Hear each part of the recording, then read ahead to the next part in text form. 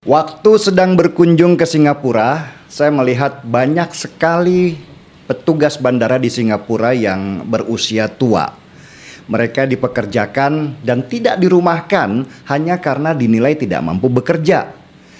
Saya tertarik untuk meneliti lebih jauh, kenapa masih banyak warga Singapura yang berusia di atas 63 tahun masih banyak yang bekerja atau dipekerjakan baik di pemerintahan maupun di swasta.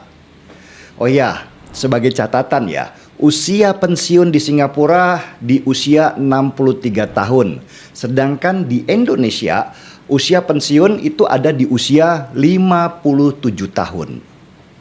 Ternyata kebijakan bahwa pensiun di Singapura masih boleh bekerja itu adalah kebijakan dari Perdana Menteri Singapura lama Lee Kuan Yew yang beranggapan kasihan para manula di Singapura kalau mereka nganggur di rumah. Almarhum Lee Kuan Yew merasakan bahwa meski usia sudah tua, tapi fisik harus tetap dilatih supaya tetap bugar dan otak juga harus terus diasah oleh banyak masalah supaya tidak pikun.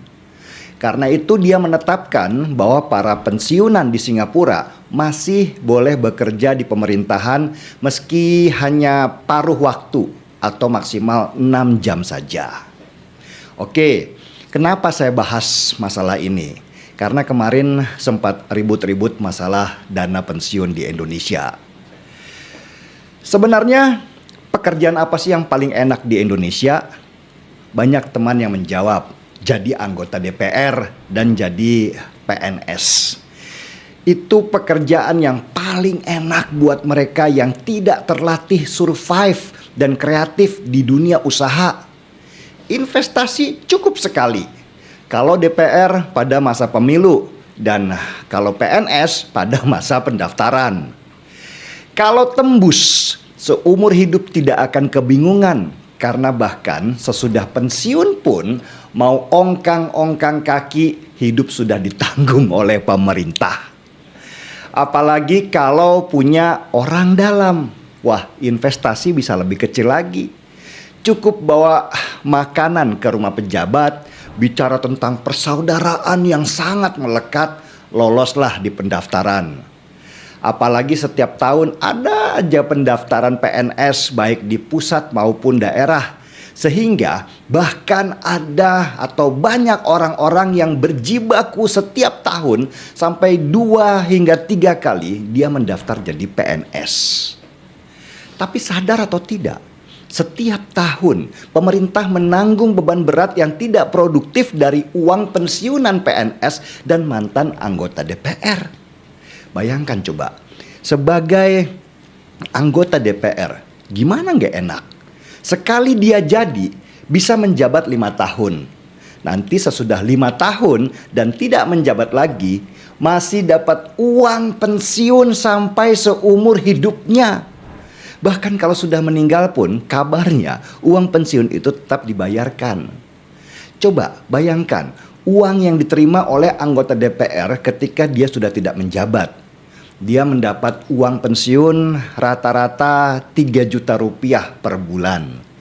Itu belum termasuk uang tunjangan hari tua yang dibayarkan sekali sebesar 15 juta rupiah. Ada berapa ribu anggota DPR kita yang masih hidup tapi sudah pensiun dan ditanggung oleh negara. Catat ya, pensiun di anggota DPR itu bukan karena dia memasuki hari tua, tetapi karena sudah pernah menjabat. Jadi meskipun kamu dapat kursi di DPR usia 25 tahun misalnya dan cuma 1 periode, tapi nanti kalau sudah tidak menjabat, kamu berhak dapat uang 3 juta rupiah setiap bulannya dari kas negara. Enak banget kan? Masalahnya, pemberian pensiun buat anggota DPR ini yang buat DPR juga. Dan yang merevisi undang-undangnya harus DPR. Lah apa mungkin DPR mau kehilangan kenikmatannya kalau mereka harus merevisi undang-undang yang mereka buat sendiri untuk kenikmatan mereka? Sulit bro. Kalau bikin undang-undang untuk mencabut kenikmatan orang lain, oke lah. tetapi mencabut kenikmatan untuk diri sendiri. Wow, itu butuh jiwa yang sangat besar, dan mayoritas anggota DPR jiwanya nggak sebesar itu. Karena banyak dari mereka, baik yang ada di pusat maupun di daerah, menganggap jadi anggota DPR itu adalah sebuah peluang, bukannya amanah. Itu baru DPR, belum lagi pensiunan PNS.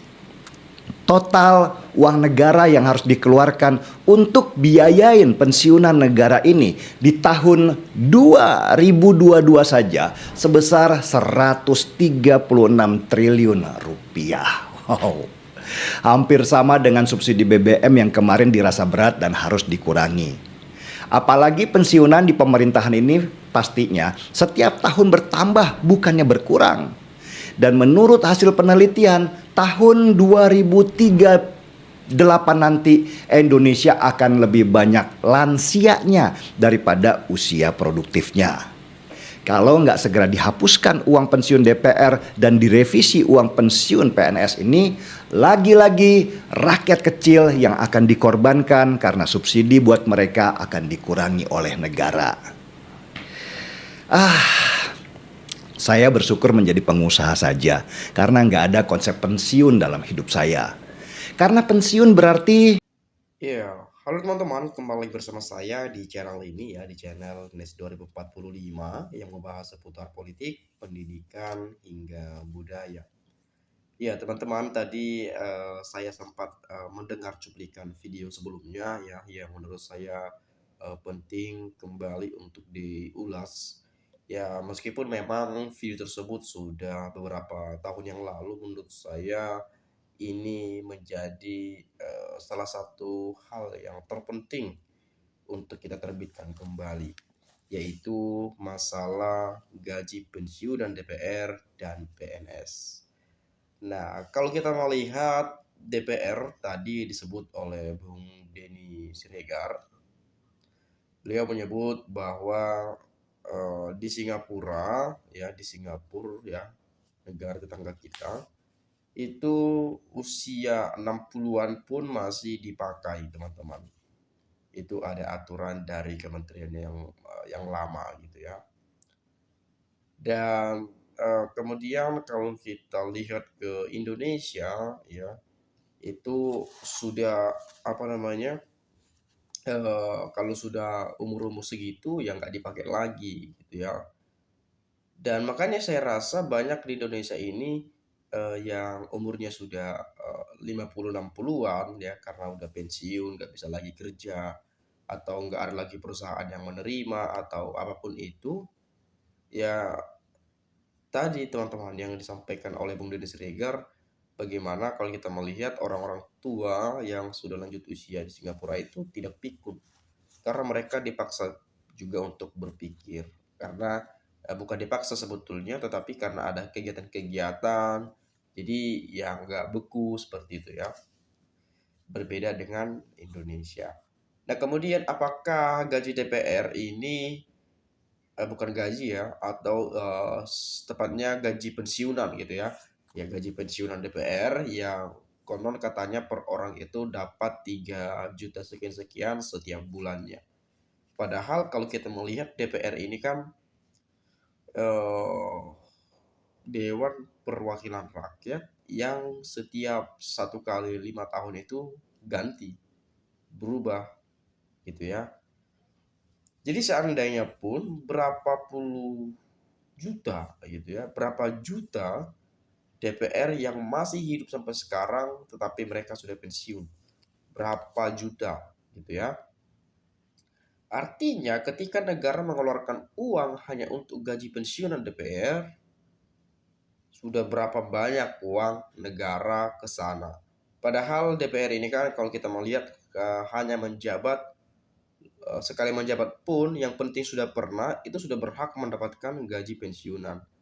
Padahal yang kita tahu bahwa DPR itu kan sifatnya ya seperti tadi teman-teman ya, dipilih jadi masuk ke DPR udah, dan kemudian tidak tergantung umur, teman-teman. Pensiun DPR ini bukan terkait umur. Umur 26 tahun pun, umur 30 tahun pun, kalau kita sudah pernah jadi DPR dan seterusnya tidak jadi menjabat, itu bakal dapat gaji pensiunan DPR. Nah, jadi ini menurut saya harus perlu dilihat, teman-teman ya. Harus perlu diperhatikan dan dievaluasi oleh presiden kita yang baru. Nah, bagaimanapun memang sulit rasanya untuk menghapus itu sebetulnya, tetapi saya minta maaf tadi di judulnya saya buat penghapusan gitu ya. Karena agar teman-teman bisa langsung connect nih. Oh, ini membahas gaji DPR yang nantinya akan dihapus. Nah, seperti itu. Nah, kemudian kalau kita melihat bahwa DPR mereka yang rapat, mereka yang revisi undang-undangnya, mereka yang mensahkan undang-undangnya, dan lain sebagainya. Apakah nanti ke depannya DPR mampu memiliki jiwa yang besar untuk menghapus untuk menghapus gaji pensiunan DPR tersebut?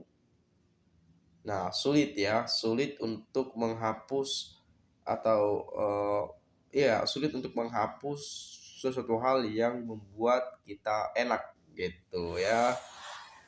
Dan karena itu tadi video-video lama, ya kemudian saya coba ini berita terbarunya di 2024 masalah kajian ya, masalah tunjangan anggota DPR. Nah, DPR akan kaji tunjangan uang pensiun seumur hidup anggota dewan. Oh, ini anggota dewan ya yang akan dikaji. Saya coba lihat. Wakil Ketua DPR Sufmi Dasko Ahmad mengatakan akan mengkaji tunjangan pensiun seumur hidup anggota DPR yang menuai polemik baru-baru ini. Ya, anggota DPR baru-baru ini ya menjadi polemik. Dasko mengaku telah mendengar banyak kritik dari masyarakat terhadap aturan tersebut. Dia menganggap hal itu sebagai aspirasi masyarakat yang harus didengar DPR. Jika memang masukan dari masyarakat itu sudah banyak dan memang kita akan kaji, kita anggap itu sebagai aspirasi dari masyarakat yang ditujukan kepada DPR RI, kata Dasko di Kompleks Parlemen Jumat 4 Oktober kemarin. Nah, jadi bagaimana aspirasi-aspirasi masyarakat itu bisa ditampung, bisa dikaji, bisa dilihat ya, dan didengarkan oleh DPR. Karena bagaimanapun DPR ini adalah sebagai wakil rakyat di pemerintahan ini gitu ya. DPR saja kepanjangannya sudah Dewan Perwakilan Rakyat. Jadi bagaimanapun harus memihak pada rakyat gitu ya. Harus mendengar rakyat. Karena tanpa rakyat ya mereka pun sebetulnya yang nggak duduk di sana. Karena itu DPR ya Dewan Perwakilan Rakyat, mewakili rakyat gitu ya.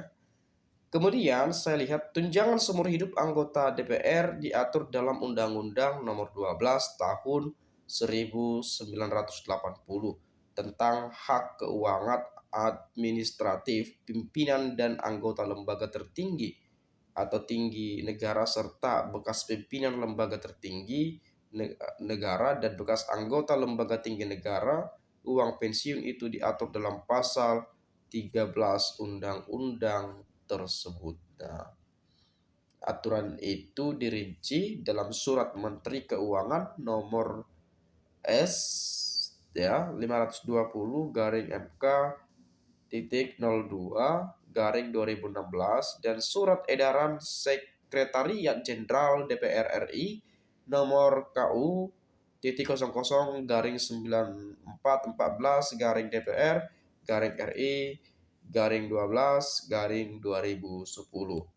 Para wakil rakyat berhak mengantongi uang pensiun sebanyak 60% dari gaji pokok.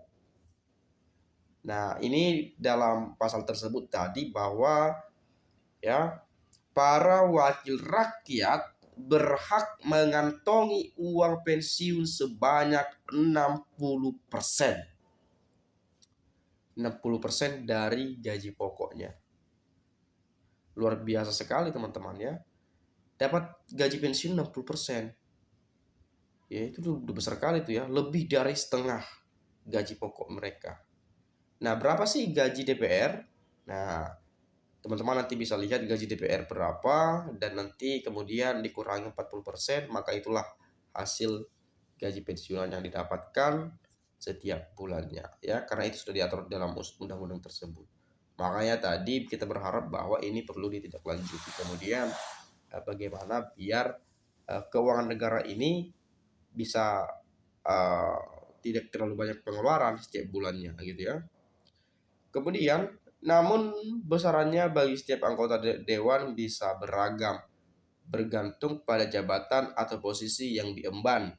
Misalnya, anggota DPR yang merangkap ketua akan mendapat tunjangan sebesar 3,2 juta, 60% dari gaji 5,04 juta per bulan. Lalu, anggota DPR yang merangkap wakil ketua itu tunjangannya 2,77 juta, 60% dari gaji pokok yaitu 4,62 juta per bulan. Sedangkan anggota DPR tidak merangkap jabatan itu di 2,52 juta, 60% dari gaji pokok itu 4,20 juta per bulan. Ketua Harian DPP Partai Gerindra itu memaklumi masukan dari masyarakat terhadap aturan tersebut.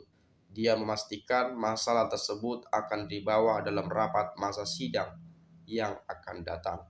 Kita akan bawa ini dalam rapat masa sidang yang akan datang, katanya. Jadi ini teman-teman ya, perhitungan ternyata gaji DPR itu yang menduduki berapa tadi? Menduduki ketua ya, itu di angka 3 juta ya.